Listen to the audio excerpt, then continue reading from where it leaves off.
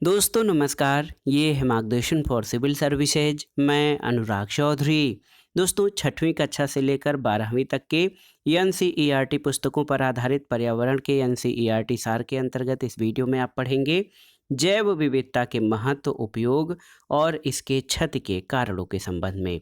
दोस्तों ये वीडियो आपके आगामी विभिन्न परीक्षाओं जैसे यूपीएससी, यूपीपीसीएस, अन्य अध्यापक भर्ती परीक्षाओं जैसे टेट, सीटेट, यूपी टेट तथा बिहार अध्यापक भर्ती परीक्षा के लिए बहुत ही उपयोगी है। तो आइए शुरू करते हैं। पर्यावरण के एनसीईआरटी सार के अंतर्गत जैव विविधता के महत्व, उपयोग और क्षति के कारण। सबसे पहले इसमें हम जानेंगे जैव विविधता का महत्व यानी इम्पोर्टेंस ऑफ बायोडाइवर्सिटी। दोस्तों जैव विविधता जो है वो मानव संस्कृति के विकास में बहुत ही महत्वपूर्ण है और इसने मानव संस्कृति के विकास में बहुत योगदान दिया है और इसी तरह मानव समुदायों ने भी आनुवांशिक, प्रजाति और पारिस्थितिक स्तरों पर प्राकृतिक विविधता को बनाए रखने में योगदान दिया है। तो इस तरह से आप कह सकते हैं कि जैव विविधता जो है वो मानव संस्कृति से एक दूसरे से संबंधित हैं। जैव विविधता की पारिस्थितिक यानी इकोलॉजिकल, आर्थिक और वैज्ञानिक रूप से महत्वपूर्ण भूमिका है। तो जैव विविधता की जो भूमिका है वो एक तो पारिस्थितिक रूप से, आर्थिक रूप से और वैज्ञानिक, इन तीनों रूपों से महत्वपूर्ण है। जैव विविधता की पारिस्थितिक भूमिका के बारे में सबसे पहले जानेंगे। दोस्तों पारितंत्र में विभिन्न प्रकार की प्रजातियां कोई न कोई क्रिया करती हैं, आप जानते भी हैं। और पारितंत्र में कोई भी प्रजाति बिना कारण न तो विकसित हो सकती है न बनी रह सकती है। यानी प्रत्येक जीव अपनी ज़रूरत पूरा करने के साथ साथ दूसरे जीवों के पनपने में और उनके विकास में सहायक होता है। जीव और प्रजातियां ऊर्जा ग्रहण करती हैं, उसका संग्रहण करती हैं और कार्बनिक पदार्थ उत्पन्न करती हैं और विघटित करती हैं। और इसके अलावा पारितंत्र में जल और पोषक तत्वों के चक्र यानी उसका चक्रण करती हैं। इसके अतिरिक्त प्रजातियां वायुमंडलीय गैसों को स्थिर करने में और जलवायु को नियंत्रित करने में भी सहायक होती हैं। और ये पारितंत्रिक क्रियाएं मानव जीवन के लिए बहुत ही महत्वपूर्ण है और मानव जीवन इन पारितंत्र की विभिन्न क्रियाओं और गतिविधियों से संचालित होता है। एक सबसे महत्वपूर्ण बात यह है कि पारितंत्र में जितनी अधिक विविधता यानी डाइवर्सिटी होगी, प्रजातियों के प्रतिकूल स्थितियों में भी रहने की संभावना और उनकी उत्पादकता भी अधिक होगी। प्रजातियों की जब क्षति होती है तो तंत्र यानी सिस्टम के बने रहने की क्षमता कम हो जाएगी और अधिक आनुवांशिक विविधता वाली प्रजातियों की तरह अधिक जैव विविधता वाले पारितंत्र में पर्यावरण के बदलावों को सहन करने की क्षमता अधिक होती है। तो एक महत्वपूर्ण तथ्य यहाँ से ये आप जान लीजिए कि जो पर्यावरण जितना अधिक, देखिए, जो पर्यावरण जितना ही अधिक आपका बहुविध होगा या विविधतापूर्ण होगा वहाँ पर जो है जैव विविधता अधिक होगी। जिस पारितंत्र में जितनी प्रकार की प्रजातियां होंगी वह पारितंत्र उतना ही अधिक विविधतापूर्ण और अस्थायी होगा, क्योंकि वहाँ पर जो लोगों का रेजिस्टेंस है या प्रतिरोधकता है वो अपने आप बढ़ेगी। देखिए पारिस्थितिक भूमिका के बाद जैव विविधता की जो आर्थिक भूमिका है उसको समझते हैं। दोस्तों सभी मनुष्यों के लिए दैनिक जीवन में जैव विविधता एक महत्वपूर्ण संसाधन है। जैव विविधता का एक महत्वपूर्ण भाग फसलों की विविधता है, जिसे कृषि जैव विविधता भी कहा जाता है। जैव विविधता को संसाधनों के उन भंडारों के रूप में समझा जा सकता है जिनकी उपयोगिता भोज्य पदार्थ, औषधियों और सौंदर्य प्रसाधन आदि बनाने में है। तो जैव विविधता की भूमिका भोजन के लिए, औषधियों के लिए, सौंदर्य प्रसाधन आदि में महत्वपूर्ण है। इसके अलावा जैव संसाधनों की ये परिकल्पना जैव विविधता के विनाश के लिए उत्तरदायी है, क्योंकि हम खाद्य संसाधन और औषधियाँ तथा जो भी आवश्यकता की चीज़ें हैं उनके लिए हम इनका अपने प्राकृतिक संसाधनों का दोहन करते हैं और इस दोहन के फलस्वरूप जैव विविधता का विनाश होता है। साथ ही यह संसाधनों के विभाजन और बंटवारे को लेकर उत्पन्न नए विवादों का भी जो है जनक है। और कुछ ऐसे प्रमुख आर्थिक महत्व के उत्पाद हैं जो मानव को जैव विविधता के फलस्वरूप उपलब्ध होते हैं, जैसे खाद्य, पशु, वन संसाधन, मत्स्य और दवा संसाधन। जैव विविधता की केवल पारिस्थितिक और आर्थिक ही नहीं बल्कि वैज्ञानिक भूमिका भी है। जैव विविधता इसलिए महत्वपूर्ण है क्योंकि प्रत्येक प्रजाति हमें ये संकेत दे सकती है कि जीवन का आरंभ कैसे हुआ, ये भविष्य में कैसे विकसित होगा, जीवन कैसे चलता है और पारितंत्र जिसमें हम भी एक प्रजाति हैं उसे बनाए रखने में प्रत्येक प्रजाति की क्या भूमिका है।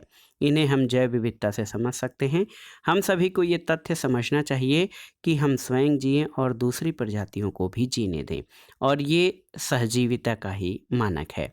हमें ये समझना हमारी नैतिक जिम्मेदारी है कि हमारे सभी प्रजातियों को जीवित रहने का अधिकार है। कई प्रजातियों को स्वेच्छा से विलुप्त करना नैतिक रूप से गलत है, और जैव विविधता का स्तर अन्य जीवित प्रजातियों की स्वेच्छा से हमारे संबंध का एक अच्छा पैमाना है। वास्तव में जैव विविधता की अवधारणा कई मानव संस्कृतियों का अभिन्न अंग है। अब आइए जानते हैं जैव विविधता का उपयोग। जैव विविधता का महत्व आपने जान लिया, उपयोग क्या है।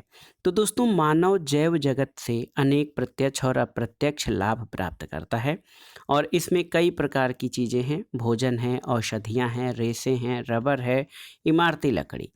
और जैविक संसाधनों में प्रमुख लाभकारी नवीन संसाधन भी हैं, और जीवों की विविधता जैसे अनेक पारिस्थितिक कार्य शुल्क रहित प्रदान करती है, जो पारितंत्र के स्वास्थ्य को बनाए रखने के लिए जरूरी हैं। जैव विविधता के उपयोगों का वर्णन जो है उसको आप ऐसे देख सकते हैं। सबसे पहले तो ये हमारी भोजन की आवश्यकताएं पूरी करती हैं। यहाँ से औषधियाँ, रेशे और इमारती लकड़ी आदि मिलता है। इसके अलावा भोजन और उन्नत किस्मों का स्रोत। तो जैव विविधता आधुनिक कृषि के लिए 3 प्रकार से उपयोगी है। एक तो नई फसलों के स्रोत के रूप में, दूसरा उन्नत किस्मों के प्रजनन की सामग्री के रूप में, और तीसरा नए जैव निम्नीकरणीय पीड़कों के स्रोत के रूप में। दोस्तों, भोजनी पादपों की कई हजार जातियों में 20% से भी कम जातियां विश्व के भोजन का अधिकांश यानी 85% भाग उत्पन्न करने के लिए उगाई जाती हैं। इनमें गेहूं, मक्का और 3 प्रमुख कार्बोहाइड्रेट फसलें मानव आबादी को जीवित रखने के लिए लगभग 2/3 भोजन प्रदान करती हैं। दोस्तों, वसा, तेल, रेशे आदि अन्य उपयोग के लिए और अधिक नई प्रजातियों की खोज, इन्हें उगाने की आवश्यकता है। व्यापारिक और घरेलू खाद्य जातियों के गुणों को सुधारने के लिए इनको वन्य संबंधियों से संरक्षित रखा जाता है। घरेलू खाद्य जातियों को नए गुणों जैसे रोग प्रतिरोधकता या उन्नत उपज प्रदान करने के लिए वन्य जातियों के जीनों का उपयोग किया जाता है। जैसे एशिया में उगाए जा रहे धान को भारत की वन्य धान की एकमात्र जाति ओराइजा निवारा से प्राप्त जीनों द्वारा 4 प्रमुख रोगों से सुरक्षित रखा गया है। भोजन के अलावा दवाएं और औषधियाँ। दोस्तों, जैव विविधता उन पदार्थों का एक अच्छा स्रोत है जिसमें चिकित्सा संबंधी गुण होते हैं। अनेक महत्वपूर्ण औषधियाँ पादप या पौधे आधारित पदार्थों से उत्पन्न हुई हैं। पादपों से प्राप्त पदार्थ जिन्हें बहुमूल्य दवाओं में विकसित किया गया है, इसके उदाहरण हैं मार्फिन का दर्द निवारक के रूप में उपयोग, कुनैन मलेरिया के उपचार के लिए, और टैक्सोल कैंसर की दवा है। वर्तमान में औषधि निर्माण में दवाओं का 25% पादपों की मात्र 150 जातियों से प्राप्त होता है, लेकिन संपूर्ण विश्व में परंपरागत औषधियों में हजारों पादप जातियों का उपयोग होता है। पौधों का उपयोग असंख्य संश्लेषित उत्पादों, जिन्हें बोटानोकेमिकल्स कहते हैं, उनके निर्माण में किया जाता है। वन्य पादप विशेषकर उष्णकटिबंधीय वर्षा वनों के पादपों में उच्च स्तर की औषधियाँ पाई जाती हैं, और ये पादप विषों और औषधियों के स्रोत के रूप में उपयोग किए जा सकते हैं। दोस्तों, जैव विविधता का जो सौंदर्यपरक और सांस्कृतिक लाभ ये है कि जैव विविधता जहाँ होगी वहाँ पर सौंदर्य या सुंदरता होती है, ये प्रकृति में दिखता है। जैसे पारिस्थितिक पर्यटन, पक्षी निरीक्षण, वन्य जीवन, पालतू जीवन की देखभाल, बागवानी, ये सभी जैव विविधता में सौंदर्य को दिखाते हैं। मानव के संपूर्ण इतिहास में लोगों ने जैव विविधता के महत्व को मानव जाति के अस्तित्व से सांस्कृतिक और धार्मिक विश्वास के साथ जोड़ा है। अधिकतर गांवों और कस्बों में आप जानते हैं तुलसी, पीपल और खेजड़ी जैसे पादप और अन्य वृक्ष लगाए जाते हैं, जिन्हें लोग पवित्र मानकर पूजा करते हैं। वर्तमान में पेड़ पौधों और जंतुओं को राष्ट्रीय गौरव और सांस्कृतिक धरोहर का सूचक माना जाता है। जैव विविधता का सौंदर्यता में योगदान पारिस्थितिक पर्यटन के रूप में पक्षी निरीक्षण, वन्य जीवन, पालतू जीवन और बागवानी आदि में है। आइए जानते हैं पारितंत्र सेवाएं क्या हैं। दोस्तों, पारिस्थितिक तंत्र और पृथक जातियों से प्राप्त सामग्री और सेवाओं के निरंतर उपयोग और रख रखाव के लिए जैव विविधता बहुत जरूरी है। प्राकृतिक पारितंत्र के माध्यम से उन्हें सेवाएं प्रदान करने के लिए विविध जातियां जो इन पारितंत्रों की आधारभूत घटक होती हैं, ये उत्तरदायी हैं। और इन सेवाओं में वायुमंडल के गैसीय संगठन को बनाए रखना, वनों और महासागर तंत्रों द्वारा जलवायु नियंत्रण, पीड़कों का प्राकृतिक नियंत्रण, कीटों और पक्षियों द्वारा पौधों का परागण, मृदा का निर्माण संरक्षण और जल का संरक्षण, शुद्धिकरण और पोषक चक्रण आदि शामिल है। जातीय विविधता का पारितंत्र में महत्व क्या है? तो कई दशकों तक पारिस्थितिकविदों का विश्वास था कि जिस समुदाय में अधिक जातियां होती हैं वो पारितंत्र कम जाति वाले समुदाय से अधिक स्थिर होता है और एक स्थिर समुदाय की उत्पादकता में साल दर साल अधिक अंतर नहीं होना चाहिए। और ये समय समय पर आने वाली प्राकृतिक या मानव निर्मित बाधाओं को रोकने वाला और विदेशी जातियों के आक्रमण को रोकने वाला भी होना चाहिए। लेकिन हम नहीं जानते कि ये गुण जाति समृद्धि से किस प्रकार संबंधित हैं। लेकिन डेविड टिलमैन द्वारा प्रयोगशाला के बाहर भूखंडों पर लंबे समय तक पारितंत्र यानी इकोसिस्टम के प्रयोग इस बारे में कुछ उत्तर देते हैं। टिलमैन ने पाया कि उन भूखंडों पर जिन पर अधिक जातियां थीं, साल दर साल कुछ जैवभार में कम विभिन्नता दर्शाई। उन्होंने अपने प्रयोगों में यह भी दर्शाया कि विविधता में वृद्धि से उत्पादकता बढ़ती है। यद्यपि पूर्ण रूप से ये नहीं जानता कि कैसे जातीय समृद्धि पारितंत्र अच्छा बनाए रखने में सहयोग प्रदान करती हैं। हम ये समझते तथा महसूस करते हैं कि समृद्ध जैव विविधता केवल अच्छे पारितंत्र के लिए ही आवश्यक नहीं है, बल्कि इस ग्रह पर मानव जीवन को जीवित रखने के लिए भी आवश्यक है। दोस्तों, भारत के संदर्भ में यदि पश्चिमी घाट के पारितंत्र से वृक्षों पर पाए जाने वाले मेढक की जाति हमेशा के लिए विलुप्त हो जाए तो वहाँ की पारितंत्र जो है कम क्रियाशील हो जाएगी। दोस्तों, यदि पृथ्वी पर 20,000 चींटी जातियों के स्थान पर केवल 15,000 जातियां ही रहीं तब मानव का जीवन कई प्रकार से प्रभावित होगा। मानव किस प्रकार प्रभावित होगा इसका स्पष्ट उल्लेख नहीं है, लेकिन स्टैनफोर्ड के पारिस्थितिकविद पॉल एहरलिख द्वारा उपयोग की गई रिवेट पॉपर परिकल्पना से हम ये विचार प्रस्तुत कर सकते हैं। एक वायुयान के हजारों रिवेट यानी जातियों द्वारा सभी भागों को जोड़ा जाता है। यदि वायुयान का हर यात्री अपने साथ एक रिवेट या कीलक को ले जाने लगे तो जाति विलुप्त का कारण होगा। तब आरंभ में जहाज की सुरक्षा प्रभावित नहीं होगी, लेकिन यदि और अधिक रिवेट हटा लिए जाएं तब कुछ समय बाद जहाज खतरनाक रूप से कमजोर हो जाएगा। साथ ही साथ यह भी महत्वपूर्ण है कि कौन सा रिवेट हटाया गया है। जहाज के पंख का रिवेट हटाना हवाई सुरक्षा की दृष्टि से जहाज के अंदर सीट और खिड़कियों के रिवेट हटाने से अधिक महत्वपूर्ण है। यहाँ जहाज के पंख के रिवेट का पारितंत्र की मुख्य जातियों से तुलना की गई है। जैव विविधता की क्षति जानते हैं कैसे होता है? दोस्तों, हमारे ग्रह पर जैव संपदा भंडार में तेजी से हानि या कमी हो रही है। इसके लिए सबसे जिम्मेदार जो है वो मानव क्रियाकलाप है। मानव द्वारा प्रशांत उष्णकटिबंधीय द्वीपों पर आवासीय बस्तियां स्थापित करने से वहां के मूल पक्षियों की 2000 से अधिक जातियां विलुप्त हो गई हैं। IUCN की लाल सूची 2004 के साक्ष्यों के अनुसार पिछले 500 वर्षों में लगभग 784 जातियां, 338 कशेरुकी, 359 अकशेरुकी और 87 पादप लुप्त हुए हैं। नई विलुप्त जातियों में मॉरिशस की डोडो, अफ्रीका की क्वेगा, ऑस्ट्रेलिया की थाईलेसिन, रूस की स्टेलर समुद्री गाय और बाली, जावा तथा कैस्पियन के बाघ की 3 उपजातियां शामिल हैं और पिछले 20 वर्षों में लगभग 27 जातियां विलुप्त हुई हैं। आंकड़ों का सावधानीपूर्वक विश्लेषण दर्शाता है कि जातियां वर्ग को टैक्सा के विलोपन का जो रैंडम नहीं है, जैसे कि उभयचर समूह अधिक विलुप्त हुए हैं। इस भयानक कथा के संदर्भ में एक तथ्य ये भी है कि विश्व की 15,500 से भी अधिक जातियां विलुप्ति के कगार पर हैं और ये हमारे पारितंत्र और जैव विविधता के लिए बहुत बड़ा खतरा है। दोस्तों, इस समय 12% पक्षी, 23% स्तनधारी, 32% उभयचर और 31% आवृतबीजी की जातियां विलुप्ति के कगार पर हैं। जीवाश्म या फॉसिल अभिलेखों के माध्यम से पृथ्वी पर जीवन के इतिहास के अध्ययन को हमने जाना कि जातियों की बड़े पैमाने पर जैसी हानि हम आजकल देख रहे हैं वैसी मानव के आगमन से पहले भी हुई हैं। लगभग 3 करोड़ यानी 3 बिलियन वर्ष पहले जब से पृथ्वी पर जीवन की उत्पत्ति और विविध रूपेण या डाइवर्सिफिकेशन हुआ है, पृथ्वी पर 5 बार जातियों का व्यापक विलोपन हो चुका है। वर्तमान में ये जो छठा विलोपन है ये प्रगति पर है। आज जातियों की विलोपन दर मानव के अस्तित्व से पूर्व होने वाले विलोपन की अपेक्षा 100 से 1000 गुना अधिक तेज है। इस तीव्र दर से जो विलोपन हो रहा है जातियों का, उसके लिए हमारे क्रियाकलाप उत्तरदायी हैं। पारिस्थितिकविदों की चेतावनी है कि यदि यही दर जारी रही तो 100 वर्षों में ही पृथ्वी की आधी जातियां विलुप्त हो जाएंगी। दोस्तों, सामान्यतः किसी क्षेत्र की जैव विविधता की हानि होने से जो प्रमुख परिवर्तन हैं उनमें पादप उत्पादकता घटती है, पर्यावरणीय समस्याएं, सूखा आदि में वृद्धि होती है। पादप उत्पादकता, जल उपयोग और पीड़क तथा रोग चक्रों की परिवर्तनशीलता बढ़ जाती है। आइए जानते हैं जैव विविधता की क्षति के प्रमुख कारण कौन कौन से हैं। ये बहुत ही महत्वपूर्ण है। जैव विविधता की क्षति के कारण जानना बहुत ज़रूरी है। दोस्तों, आप जान लीजिए कि जातीय विलोपन की जो बढ़ती दर है वो उसका विश्व सामना कर रहा है। वो मुख्य रूप से सबसे इसमें महत्वपूर्ण कारक मानव क्रियाकलाप हैं। इसके 4 कारण हैं। क्या क्या?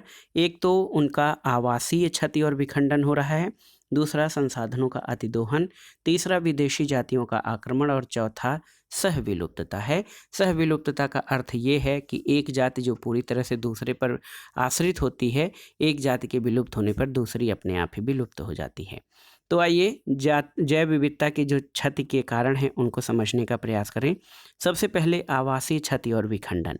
तो ये जंतु और पौधे के विलुप्तीकरण का मुख्य कारण है। उष्णकटिबंधीय वर्षा वनों से होने वाली आवासीय क्षति का सबसे अच्छा उदाहरण है। एक समय वर्षा वन पृथ्वी के 14% क्षेत्र में फैले थे, लेकिन अब ये 6% से अधिक क्षेत्र में नहीं हैं।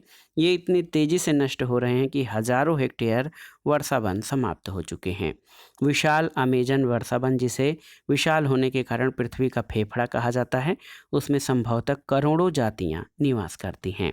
इस वन को सोयाबीन की खेती और जानवरों के चारागाहों के लिए काटकर साफ कर दिया गया है। संपूर्ण आवासीय क्षति के अलावा प्रदूषण के कारण भी आवास में खंडन या फ्रेगमेंटेशन हुआ है, जिससे बहुत सी जातियों के जीवन को खतरा हुआ है। जब मानव क्रियाकलापों द्वारा बड़े आवासों को छोटे छोटे खंडों में विभाजित कर दिया जाता है, तब जिन स्तनधारियों और पक्षियों को अधिक आवास चाहिए और प्रवासी स्वभाव वाले कुछ प्राणी बुरी तरह प्रभावित होते हैं, जिससे समष्टि या पॉपुलेशन में कमी होती है। अतिदोहन, तो आप जान लीजिए कि मानव हमेशा भोजन और आवास के लिए प्रकृति पर निर्भर रहा है, लेकिन जब आवश्यकता लालच में बदल जाती है तब इस प्राकृतिक संपदा का अधिक दोहन या ओवर एक्सप्लॉयटेशन शुरू हो जाता है। मानव द्वारा अतिदोहन से पिछले 500 वर्षों में बहुत सी जातियां, जैसे स्टीलर समुद्री गाय, पैसेंजर कबूतर, ये विलुप्त हुए हैं। आज बहुत सारी समुद्री मछलियों आदि की जनसंख्या शिकार के कारण कम होती जा रही है, जिसके कारण व्यावसायिक महत्व की जातियां खतरे में हैं। तीसरा महत्वपूर्ण कारण विदेशी जातियों का आक्रमण है। तो ये भी खतरनाक है जैव विविधता के लिए। क्यों? क्योंकि जब बाहरी जातियां अनजाने में या जानबूझकर किसी भी उद्देश्य से एक क्षेत्र में लाई जाती हैं, तब उनमें कुछ आक्रामक होकर स्थानिक जातियों में कमी या उनकी विलुप्ति का कारण बन जाती हैं। जैसे जब नील नदी की मछली नाइल पर्च को पूर्वी अफ्रीका की विक्टोरिया झील में डाला गया, तब झील में रहने वाली पारिस्थितिक रूप से बेजोड़ सिलचिड मछलियों की 200 से अधिक जातियां विलुप्त हो गईं। कुछ प्रमुख आक्रामक खरपतवार जातियां, जिनसे पर्यावरण को क्षति होने के साथ देशज जातियों पर भी खतरा पैदा हो रहा है, जैसे गाजर नामक पार्थेनियम घास है, लैंटाना और हायसिंथ आइकार्निया। इससे जो देशज जातियां हैं वो विलुप्त हो रही हैं। मत्स्य पालन के उद्देश्य से अफ्रीकन कैटफिश क्लैरियस गैरीपाइनस मछली को हमारी नदियों में लाया गया, लेकिन अब ये मछली हमारी नदियों की मूल अशल्क मीन या कैटफिश जातियों के लिए खतरा पैदा कर रही है। इसके अलावा जो एक महत्वपूर्ण जो कारक है सह विलुप्तता, तो जब एक जाति विलुप्त होती है तो उस पर आधारित या आश्रित दूसरी जंतु और पादप जातियां भी विलुप्त होने लगती हैं। जैसे जब एक परपोषी मत्स्य जाति विलुप्त होती है तो उसके विशिष्ट परजीवियों का भी वही भविष्य होता है। दूसरा उदाहरण विकसित परागकणकारी सहोपकारिता का है, जहाँ पर एक पादप के विलोपन से दूसरे यानी कीट का विलोपन भी निश्चित रूप से हो जाता है। विदेशी जातियों का पुनर्स्थापन क्या है? तो अन्य भौगोलिक क्षेत्रों से नई जातियों का पुनर्स्थापन, जिन्हें विदेशी या एक्सोटिक जातियां कहते हैं, इनके माध्यम से देसी जातियों के लुप्त होने का कारण हो सकता है। विदेशी जातियां विशेष द्वीप पारितंत्र में, जहां विश्व की अधिकांश संकटग्रस्त जैव विविधता पाई जाती है, अधिक प्रभाव रखती हैं। उन विदेशी जातियों का जिनका जैव विविधता के ह्रास पर अधिक प्रभाव है, कुछ उदाहरण हैं। नाइल पर्च एक विदेशी भक्षक मछली जिसे विक्टोरिया झील में रोपित किया गया है। इसने छोटी सिक्लिड मछली की जातियों जो इस लवणीय जल प्रणाली के लिए विशेष क्षेत्रिक थीं, उनको नष्ट करके झील में संपूर्ण पारितंत्र को संकटग्रस्त किया। इसके अलावा भारत सहित कई उष्णकटिबंधीय देशों की झीलों और नदियों में कई जलीय जातियों की जीवंतता को जलकुंभी ने संकटग्रस्त किया है। और भारत में कई भागों में लेंटेना जो है, इसने अनेक वन भूमियों को प्रभावित किया और स्थानीय जातियों की वृद्धि को ये प्रभावित करती है। आइए जानते हैं जातियों के विलोपन के बारे में। दोस्तों, बहुत ही महत्वपूर्ण है जातियों का विलोपन, तो इसको समझते हैं ये कैसे है। दोस्तों, विलोपन एक नैसर्गिक प्रक्रिया है और पृथ्वी के दीर्घ भौगोलिक इतिहास में कई जातियां विलुप्त हुई हैं और कई जो है विकसित हुई हैं। तो ये विलोपन की प्रक्रिया 3 तरह से होती है। कैसे? तो नैसर्गिक विलोपन, समूह विलोपन और मानवोद्भावी विलोपन। तो दोस्तों, नैसर्गिक विलोपन पर्यावरणीय दशाओं में परिवर्तन के साथ कुछ जातियां अदृश्य हो जाती हैं और अन्य जो बदली हुई दशाओं के लिए अधिक अनुकूलित होती हैं उनका स्थान ले लेती हैं। जातियों का ये ह्रास जो भूगर्भीय अतीत में अत्यंत धीमी दर से हुआ, नैसर्गिक या पृष्ठभूमिक विलोपन कहलाता है। समूह विलोपन, तो जब पृथ्वी के भूगर्भीय इतिहास में ऐसे अनेक समय रहे हैं जब जातियों की एक बड़ी संख्या प्राकृतिक आपदाओं के कारण विलुप्त हो गई है, तो इसे समूह विलोपन कहते हैं और ये करोड़ों वर्षों में होता है। सबसे महत्वपूर्ण और तीव्र है मानवोद्भवी विलोपन। तो मानवीय क्रियाओं के कारण पृथ्वी की सतह से बड़ी संख्या में जातियां अदृश्य हो रही हैं और भूगर्भीय अतीत के समूह विलोपन की तुलना में जो मानव जनित विलोपन है, इसमें जैव विविधता का गंभीर खतरा या अपक्षय दर्शाती है, विशेष रूप से इसलिए कि ये बहुत ही कम समय में हो रहा है। विश्व संरक्षण मॉनिटरिंग केंद्र के अनुसार 533 जंतु जातियां, अधिकांशतः कशेरुक, और 384 पादप जातियां जो हैं, आप जान लीजिए ये जातियां पिछले 400 वर्षों में इनका विलोपन हुआ है। और इसके अलावा आप देख सकते हैं कि पूर्व विलोपन की तुलना में अब का जो विलोपन है 1000 से 10,000 गुना अधिक है। और उष्णकटिबंध में और संपूर्ण पृथ्वी पर जातियों के वर्तमान ह्रास के बारे में कुछ महत्वपूर्ण प्रसंग देखिए। तो 3 लाख वर्ग किलोमीटर क्षेत्र में फैले उष्णकटिबंधीय वनों में 10 उच्च विविधता वाले स्थानों से भविष्य में लगभग 17,000 स्थानिक विशेष क्षेत्रीय पादप जातियां, 3,50,000 स्थानिक जंतु जातियों का ह्रास हो सकता है। और उष्णकटिबंधीय वनों से 14,000 से 40,000 जातियां प्रतिवर्ष की दर से अदृश्य हो रही हैं, 2 से 5 जाति प्रति घंटा। और ये स्थिति हमारे जैव विविधता के लिए बहुत ही खतरनाक है। यदि विलोपन की वर्तमान दर ऐसे ही चलती रहे तो आगामी 100 वर्षों में पृथ्वी से 50% जातियां कम हो सकती हैं, यानी 20,000 से 50,000 जातियां प्रतिवर्ष। विलोपन के प्रति सुग्राहिता क्या है? तो दोस्तों, विलोपन के प्रति जो विशेष रूप से सुग्राहिता ये है कि आप जान लीजिए इसमें विशेष रूप से सुग्राह जातियों का लक्षण क्या है।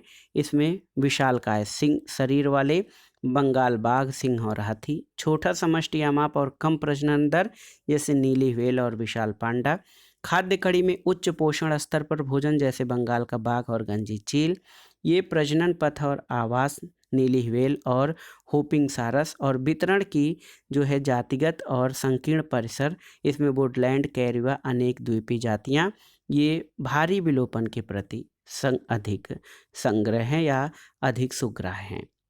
IUCN की खतरनाक सूची के बारे में जानते हैं। दोस्तों, IUCN लाल सूची या रेड डेटा बुक ऐसे वर्गों की सूची है जो विलुप्त होने के कगार पर हैं। और ये जानना महत्वपूर्ण है कि लाल सूची के कुछ लाभ हैं।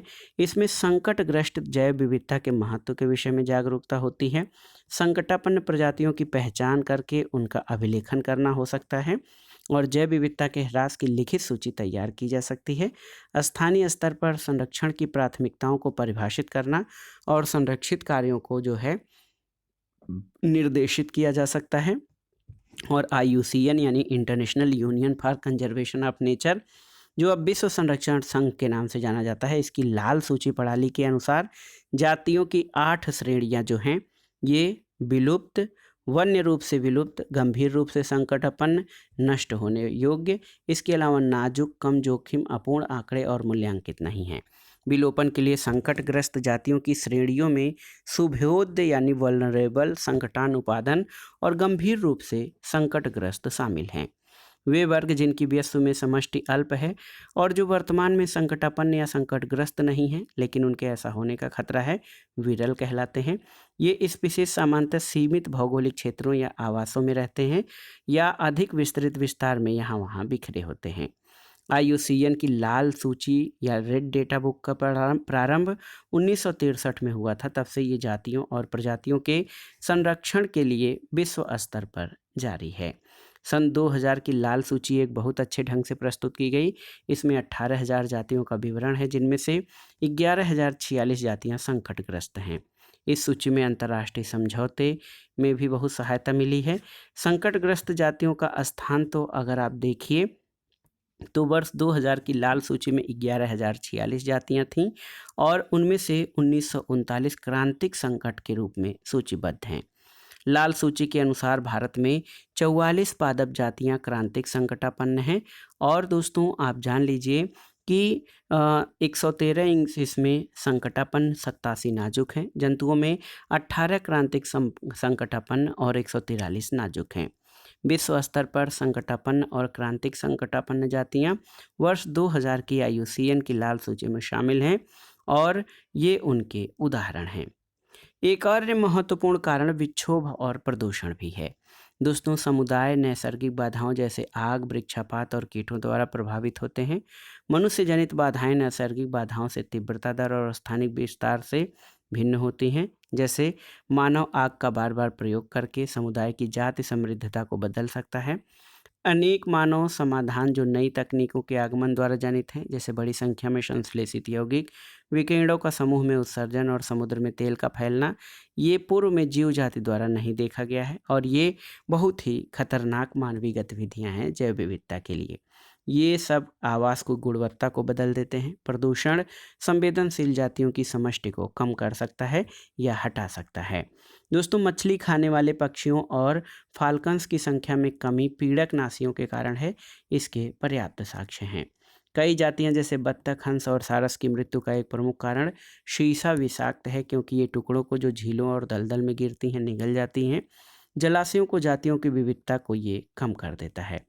पिछले कुछ दशकों से जनसंख्या वृद्धि के कारण प्राकृतिक संसाधनों का उपभोग अधिक होने लगा है, जिसको अतिदोहन कहा जा सकता है। इसे संसार के विभिन्न भागों में प्रजातियों और उनके आवास स्थानों में तेजी से कमी हुई है। दोस्तों, उष्णकटिबंधीय क्षेत्र जो विश्व के कुल क्षेत्रफल का मात्र 1/4 भाग है, संसार की यहाँ पर 3/4 जनसंख्या रहती है और इस विशाल जनसंख्या को पूरा करने के लिए संसाधनों का दोहन और वनों का उन्मूलन अधिक हुआ है। उष्णकटिबंधीय वर्षा वाले वनों में पृथ्वी की लगभग 50% प्रजातियां पाई जाती हैं और प्राकृतिक आवासों का विनाश पूरे जैवमंडल के लिए हानिकारक सिद्ध हुआ है। कई प्रकार की प्राकृतिक आपदाएं जैसे भूकंप, बाढ़, ज्वालामुखी उद्गार, दावानल, सूखा आदि पृथ्वी पर पाए जाने वाले प्राणी जात और वनस्पति जात को क्षति पहुंचाते हैं। परिणामस्वरूप संबंधित प्रभावित प्रदेशों की जैव विविधता में बदलाव आता है। कीटनाशक और अन्य प्रदूषक जैसे हाइड्रोकार्बन और विषैली भारी धातु संवेदनशील और कमजोर प्रजातियों को नष्ट कर देते हैं। वे प्रजातियां जो स्थानीय आवास की मूल जैव प्रजाति नहीं हैं, लेकिन उस तंत्र में स्थापित की गई हैं, उन्हें विदेशज जातियां कहा जाता है। ऐसे कई उदाहरण हैं जब विदेशज प्रजातियों के आगमन से पारितंत्र में प्राकृतिक या मूल जैव समुदाय का व्यापक नुकसान हुआ है। पिछले कुछ दशकों के दौरान कुछ जंतुओं का उनके सींग, सूंड और खालों के लिए निर्दयतापूर्वक अवैध शिकार किया जा रहा है। इसमें बाघ, चीता, हाथी, गैंडा, मगरमच्छ, मिंक और पक्षियों की कई प्रजातियां हैं। इसके कारण कई प्रजातियां विलुप्त हो गई हैं और प्राकृतिक संसाधनों और पर्यावरण संरक्षण की अंतर्राष्ट्रीय संस्था IUCN ने संकटापन्न पौधों और जीवों की प्रजातियों को उनके संरक्षण के उद्देश्य से 3 भागों में बांटा है। एक तो संकटापन्न प्रजातियां हैं, इनमें वे सभी प्रजातियां शामिल हैं जिनके लुप्त हो जाने का खतरा है। International union for the conservation of nature and natural resources, ये IUCN विश्व की सभी संकटापन्न प्रजातियों के बारे में रेड लिस्ट या लाल सूची प्रकाशित करता है। दूसरा, सुभेद्य प्रजातियां हैं। इनमें वे प्रजातियां शामिल हैं जिन्हें यदि संरक्षित नहीं किया गया या उनके विलुप्त होने में सहयोगी कारक यदि जारी रहे तो निकट भविष्य में उनके विलुप्त होने का खतरा है। इनकी संख्या अत्यधिक कम होने के कारण इनका जीवित रहना सुनिश्चित नहीं है। और जो दुर्लभ जातियां हैं, संसार में इन प्रजातियों की संख्या बहुत कम है। ये प्रजातियां कुछ ही स्थानों पर सीमित हैं या बड़े क्षेत्र में विरल रूप से बिखरी हुई हैं। तो दोस्तों, ये था पर्यावरण के NCERT सार के अंतर्गत जैव विविधता का महत्व, उपयोग और क्षति के कारण। आगे के वीडियो में हम जैव विविधता के संरक्षण के लिए किए गए प्रमुख सरकारी, अंतर सरकारी, राष्ट्रीय और अंतर्राष्ट्रीय स्तर पर किए जाने वाले प्रयासों के बारे में जानेंगे। तो हमारे चैनल से जुड़े रहें, वीडियो को लाइक करें, शेयर करें और इस चैनल मार्गदर्शन फॉर सिविल सर्विसेज को सब्सक्राइब करें। वीडियो देखने के लिए धन्यवाद दोस्तों। नमस्कार।